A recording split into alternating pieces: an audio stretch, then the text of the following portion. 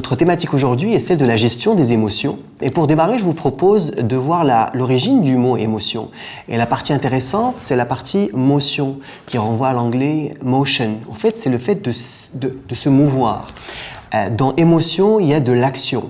Lorsque je suis triste, je pleure. Lorsque je suis en colère, je peux crier. Lorsque je suis joyeux, je saute de joie et je partage. Lorsque j'ai peur, je peux courir. L'émotion, depuis toujours, appelle à l'action. Deuxième élément intéressant à noter, c'est que l'émotion est une énergie. Et comme toute l'énergie, ça monte et puis ça retombe.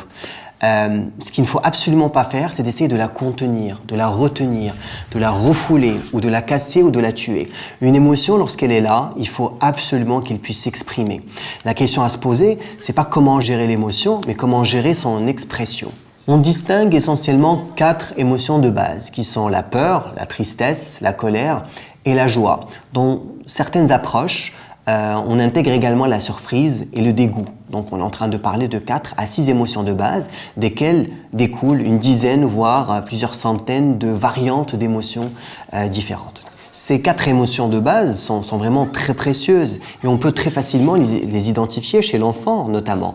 Ce qui est certain en tout cas, et très intéressant à noter, c'est que dès l'âge de 2 ans, un enfant peut apprendre, comprendre et exprimer ces émotions-là. Un enfant dès l'âge de 2 ans peut dire « Maman, j'ai peur » ou « Papa, je suis triste ». Alors, qu'est-ce qu'on fait une fois qu'on le sait? Alors, chaque émotion, 2 choses. Chaque émotion est liée à une temporalité. La tristesse, par exemple, est liée au passé. Lorsque je perds quelque chose, lorsque j'ai perdu quelque chose, je peux être triste. La colère est une expression qui s'exprime sur le moment présent. La peur est toujours liée au futur. J'ai peur de quelque chose qui n'est pas encore arrivé, mais qui pourrait arriver et me faire du tort.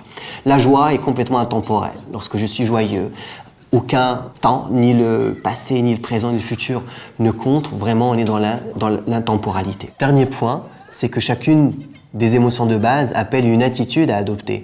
La tristesse appelle à être consolée. La peur appelle à être rassurée. Par exemple, la joie, ça se partage.